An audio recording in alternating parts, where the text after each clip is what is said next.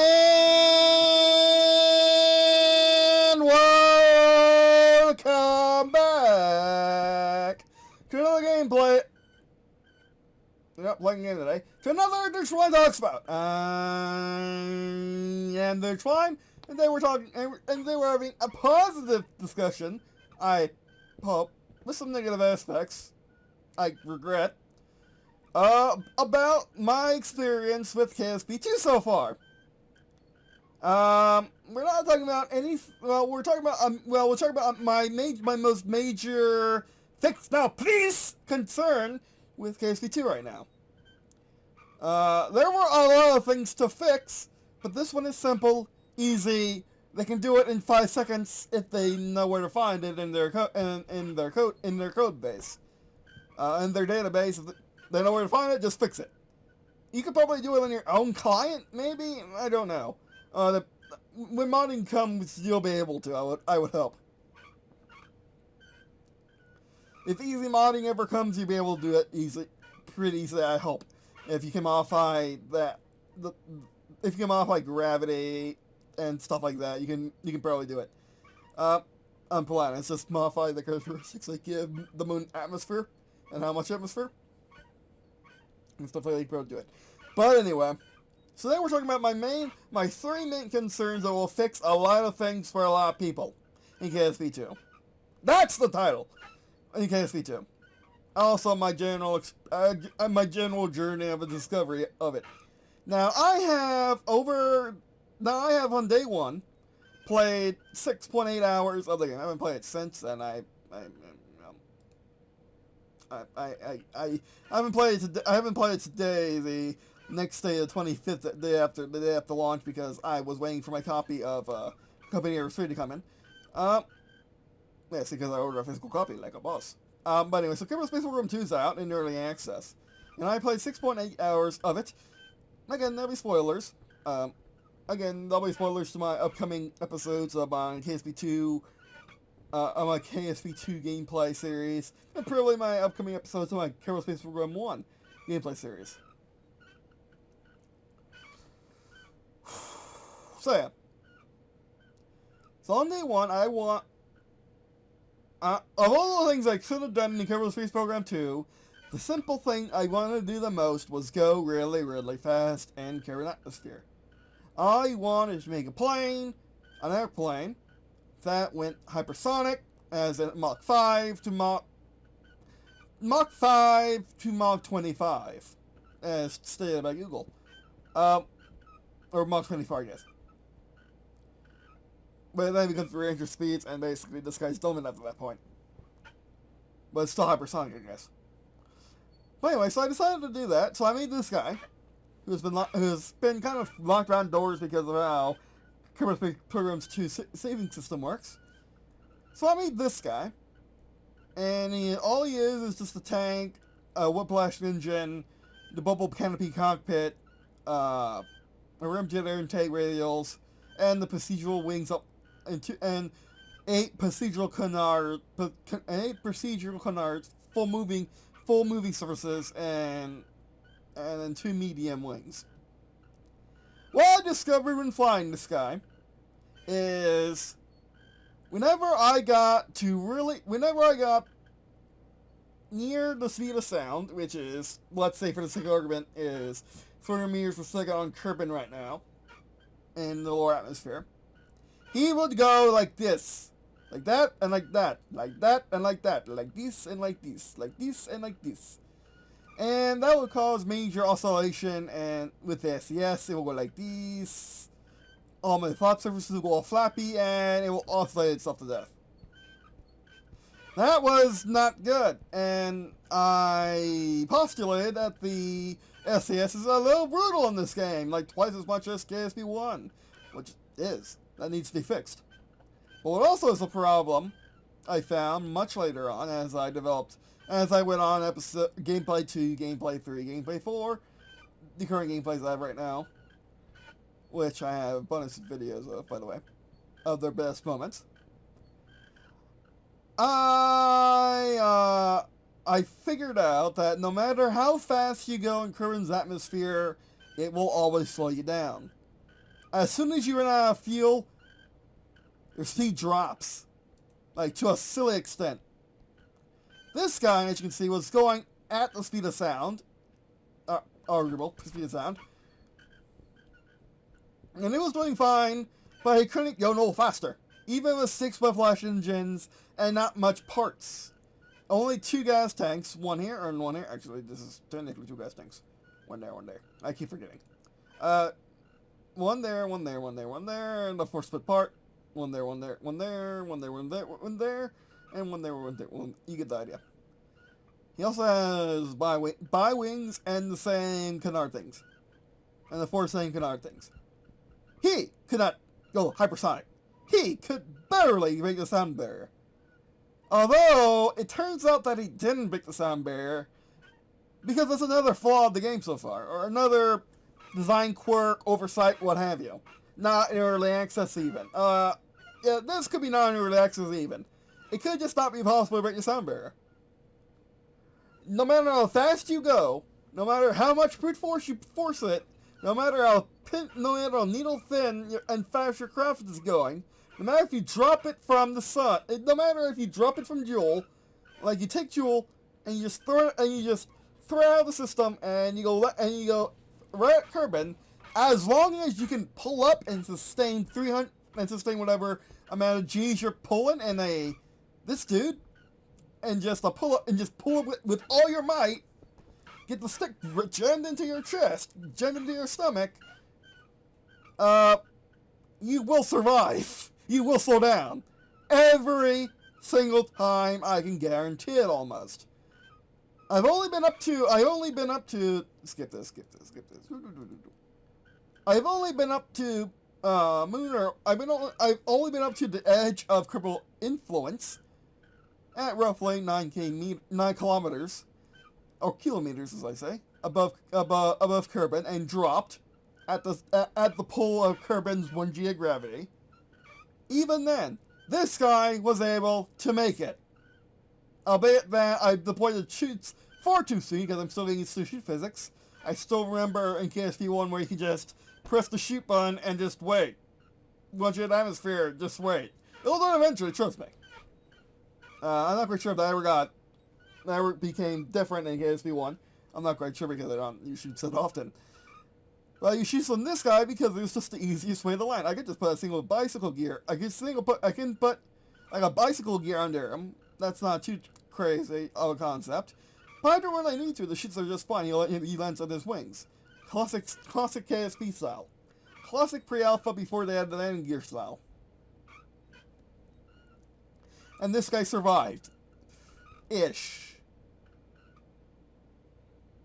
Bob's communication got lost. Bob was fine in the cockpit, and the game glitched out and bugged out and crashed. So apparently you're not supposed to do that. You're not supposed to survive that. But I did anyway. Because the cockpit was alive, I win, I didn't care what the game has to say. So yeah. So what I found, the third major issue, what I found is simple. In KSP1, in KSP1, Kerbin is 10 times the size of Earth, and the system is roughly 10 to 3 times smaller than our system in just every way manageable, except with speed and gravity. Speed and gravity are the exact same, everything else is smaller. The distances are smaller, distances are, no, not the least the same, but the distances are smaller, I guess. It's weird. Okay, cut out the part where I was confused looking at density of the planet compared to density of the air. Okay, let's cut out that part.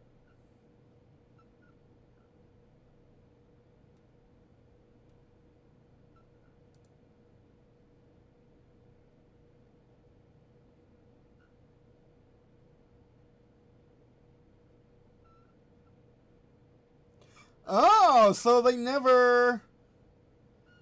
Oh, let's...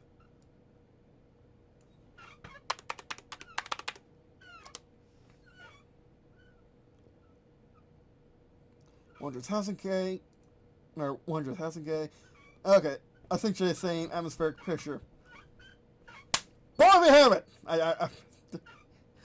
That's pretty sure different things. I didn't know that. Okay, well, but still, the logic's same. The logic is sound. Okay. So Kerbin in KSP1 has had the same air pressure as Earth. Just about. However, when that code, this number and this number was ported into Unity, the modified Unity used to make Hyper Space Program 2, the physics engine decided, no, it will be compressed to the level of this. This air is now compressed into this body. That atmosphere you see on the top of my cursor is a compressed version of that atmosphere you see at the top of my cursor, which is roughly 3 to 10 times. I'm not quite sure how to calculate that. Anyone that actually knows how to do math, let me know.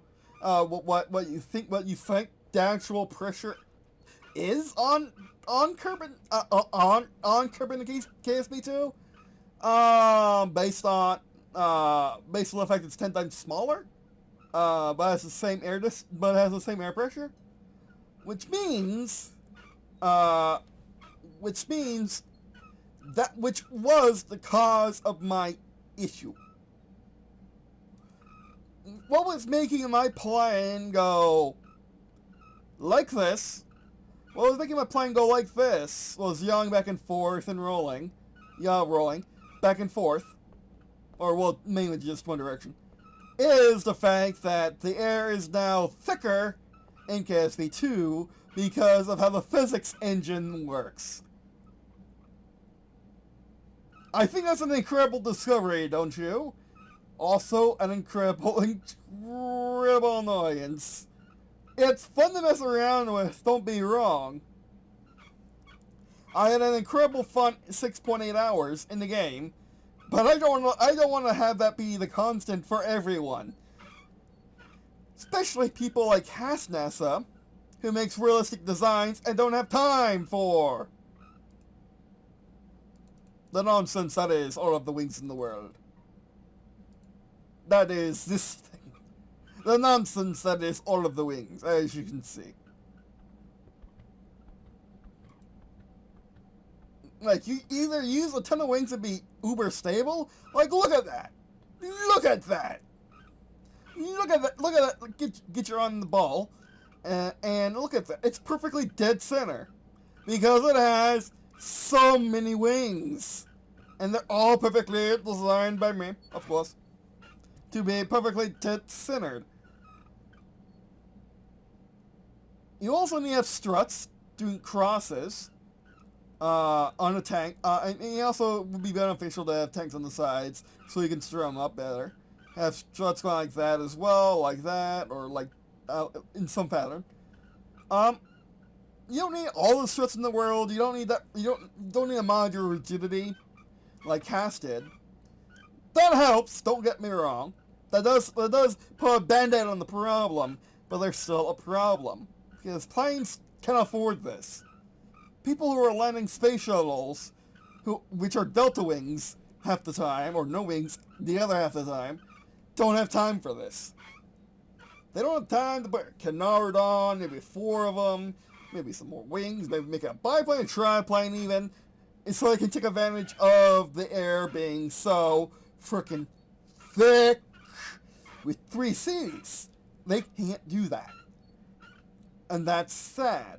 I'm having fun messing with my planes and hypersonic glide vehicles, but people like Carnasa is having major issues. In fact, almost everyone is. I've watched a ton of different YouTubers with their videos and all of them have similar issues with Kerbin's air. It's too thick. The sound barrier cannot be broken and cannot be pierced. In real life, when you want to make a hypersonic vehicle, you make it something like, well, in real life we want to make a supersonic, hypersonic vehicle. You make something like this. That's going Mach 3, because it's not my grandest design. I was making it lore friendly.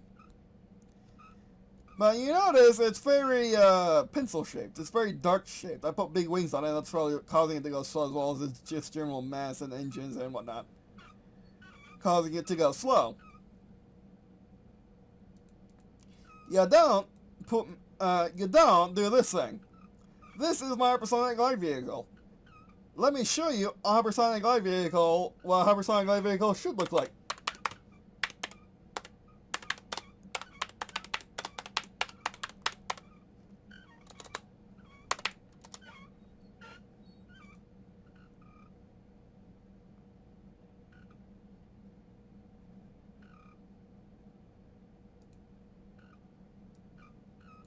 That is how you make a hypersonic glide vehicle. That is not how you make a hypersonic glide vehicle. I mean, it could probably actually work in real life, kinda. In real life, it has limitations like the heating, where you need to use titanium for the entirety of construction. Titanium's hard to manufacture, making it expensive. Do you really want that for your weapon? And stuff like that. Actually, this does look pretty. They look pretty nice together.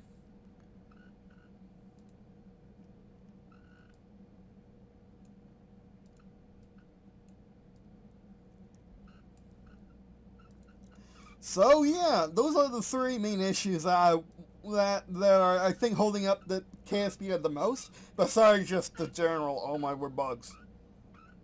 The general oh my word bugs and just general making the game multiplayer friendly at the expense of playability on launch is another thing too.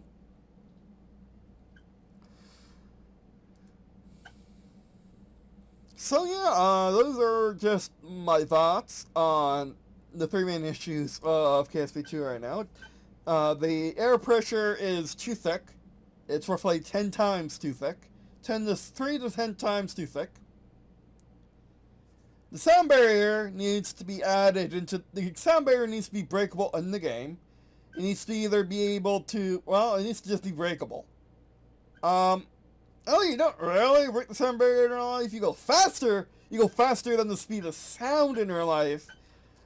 You don't necessarily break the sound barrier. You do, but you don't. It's interesting. Because what you do is, you go...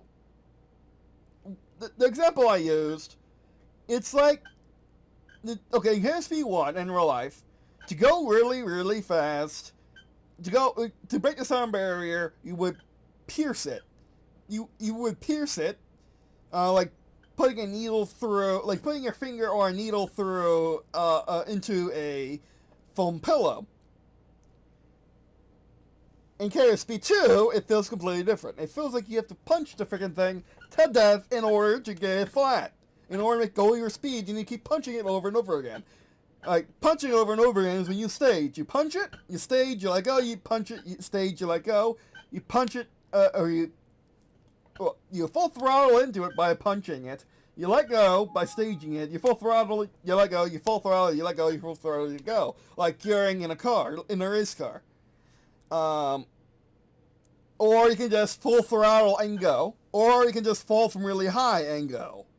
But it will always stop you like a foam pillow to the face. It will always go plump onto your face and it will push you back. Another way of looking at the sound barrier in this game is unlike a typical you are a fencer and you are fencing a static target. Unlike a fencer where you're fencing other. Actually, it's more like fencing in real life in KSP Program 1. However, in KSP Program 2, it's more like boxing or sumo wrestling even. It's a matter of gusto in KSP Program 2, which is fun. And when you can go really, really, really, really fast, it's really, really, really enjoyable. Especially you can do it for more than a minute, because that's the thing. If you start maneuvering, if you start if you let go of thrust and you start maneuvering, you will bleed your speed instantly in like a minute. Every single time. Sure, you pull a ton of G's. Of course you would, because you're bleeding a ton of speed very quickly. So you're going to be bleeding a ton of speed, you'll be pulling a lot of G's. But, as long as G limits don't matter, it don't matter. Because even if there was heating, it would be at a hypersonic level, like what the like what the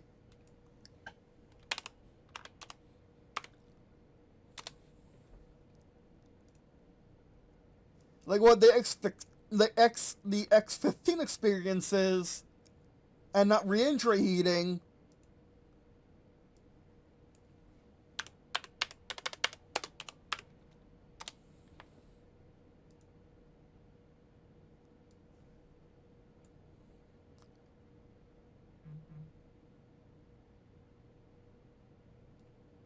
Where is it? Where's the capsule? I'm in the capsule.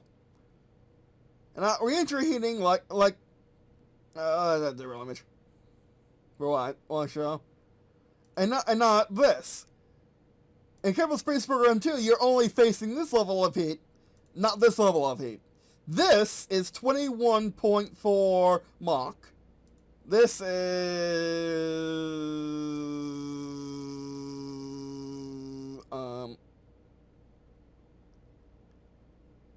I don't want a higher solid speed.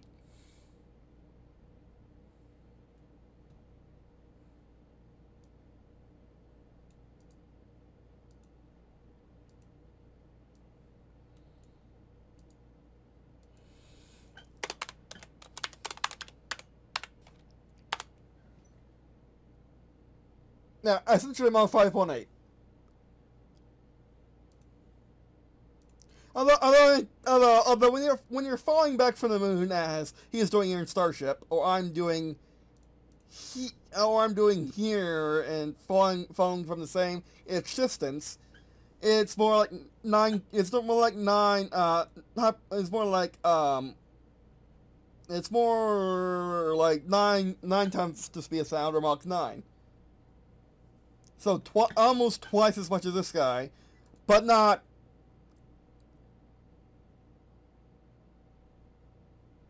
Not. Hold on, my math is failing me.